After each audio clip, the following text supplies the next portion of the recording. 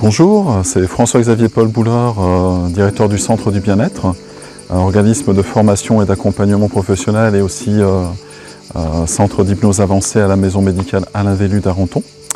Donc je prends quelques minutes pour vous parler un petit peu des séances d'hypnose que nous proposons au centre, afin de clarifier certains points, parce que des fois j'ai des personnes qui m'appellent et puis qui ont une appréhension par rapport à l'hypnose, mais qui ont peut-être un membre de la famille ou un ami ou un collègue qui est passé au centre et puis qui leur a recommandé un petit peu nos services. Alors je voulais juste clarifier que l'hypnose c'est un ensemble d'états qu'on appelle de conscience modifiée qui sont complètement naturels. Pour vous donner un ordre d'idée, quand vous conduisez votre voiture et que vous vous rendez du point A au point B, il se peut que vous n'ayez pas vu le chemin défiler et que vous soyez arrivé à destination et puis vous dites « Ah, je suis déjà là, et puis j'étais dans mes pensées ». Voilà, on peut appeler ça un petit peu de l'hypnose.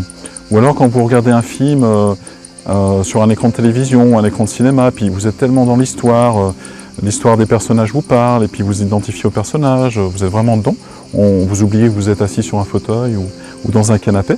On peut appeler ça aussi quelque part de l'hypnose. Ou alors quand vous lisez un bon livre, vous êtes dans l'histoire, vous avez visualisé les lieux, les personnages, la façon dont ça se passe, etc. Et vous oubliez que vous êtes dans ici et maintenant, toujours assis sur un canapé ou dans un fauteuil assez confortable, ou dans votre lit tout simplement. Donc tout ça, c'est des états de conscience modifiés qu'on peut appeler un petit peu de l'hypnose. C'est complètement naturel, ça fait partie de notre quotidien. Donc personne n'a le contrôle sur vous pendant que vous lisez un livre. Vous pouvez revenir dans l'ici et maintenant quand vous le désirez, aucun problème. S'il y avait une alerte incendie, vous lâcheriez le livre et puis vous seriez prêt à faire ce qu'il faut pour sortir de l'endroit, etc., etc.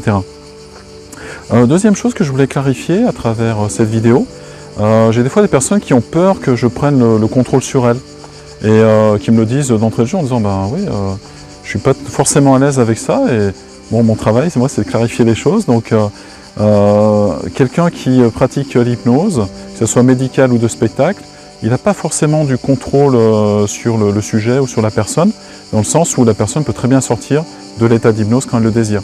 Quand vous regardez un spectacle, par exemple, du fameux Mesmer à la télévision, que j'aime beaucoup, je vais le voir aussi à travers l'un de ses spectacles il y a quelques mois en arrière, c'est vraiment les personnes qui montent sur scène, c'est des personnes déjà qui sont très réceptives à l'hypnose, mais c'est des personnes qui vivent une sorte de rêve éveillé. Donc elles sont conscientes qu'elles vivent quelque chose, elles adorent ça, mais si elles le désiraient, elles pourraient sortir de ça. Donc on a l'impression que Mesmer a du contrôle sur elle et qu'il a une emprise, etc. C'est à la fois vrai dans une certaine mesure, puisque la personne qui fait l'objet de ça lui laisse ce périmètre-là, mais elle pourrait très bien revenir tout de suite dans l'ici et maintenant si elle le désirait profondément. Mais comme elle vit quelque chose de sympathique, que c'est une sorte de rêve éveillé, où elle joue un personnage ou quelque chose d'autre, elle accepte de répondre à la demande de Mesmer. Dans l'hypnose thérapeutique, c'est un petit peu différent, parce qu'on ne travaille pas du tout sur ça, c'est pas du spectacle, mais les ressorts, les recettes sont un peu les mêmes, sauf qu'on est dans une extrême bienveillance, on est à l'écoute, on ne fait pas n'importe quoi non plus. Je ne demanderai jamais à personne à travers une séance de faire la poule, le coq, ou de jouer un homme préhistorique ou une femme préhistorique. C'est pas du tout comme ça que ça se passe. Donc voilà, on est plutôt dans l'accompagnement et la personne qui vient au centre, elle joue le jeu parce qu'elle sait qu'elle est accompagnée de façon bienveillante vers un objectif, vers la résolution d'une problématique, ce genre de choses. Donc elle est vraiment dans cette dynamique-là de changement. Dernière chose que je voulais préciser, c'est l'hypnose ne résout pas tout. Ce n'est pas une recette magique. De mon point de vue, c'est plutôt un outil qui va favoriser soit le changement, vous avez une problématique de stress, vous allez l'enlever de votre vie, mais dans votre meilleur intérêt. C'est-à-dire qu'on travaille avec ce qu'on appelle le subconscient, qui est une partie un peu mystérieuse, qui est un peu le siège de nos apprentissages, le siège de nos réactions un peu automatisées ou automatiques. Par exemple, vous n'avez pas besoin de penser au battement de votre cœur ou à vos respirations pulmonaires pour qu'elles adviennent. Elles sont faites un peu automatiquement et c'est la partie qu'on appelle le subconscient qui gère ça. Mais c'est plus de favoriser ce que vous voulez dans votre meilleur intérêt. C'est-à-dire que si vous n'êtes pas vraiment prêt à changer complètement à l'instant T, c'est OK. Votre subconscient, lui, il en prend bonne note, il sait. Et il vous protège aussi quelque part. Il y a des mécanismes de protection qui jouent à ce niveau-là.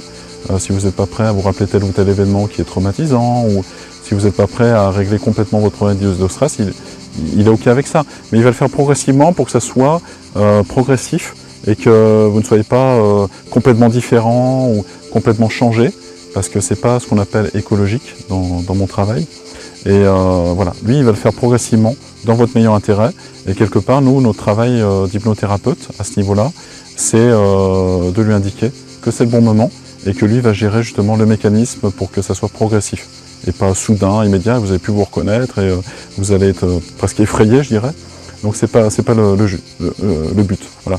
Donc en résumé, votre subconscient, lui, c'est une fameuse, c'est un réservoir de ressources juste incroyable.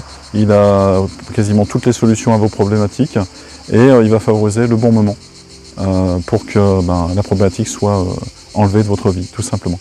Voilà. J'espère que ces éclaircissements trouveront votre intérêt, rencontreront votre intérêt. D'ici là, je vous souhaite une merveilleuse journée et puis peut-être à bientôt au Centre du Bien-être, à la maison Alain Velud d'Arenton. À bientôt!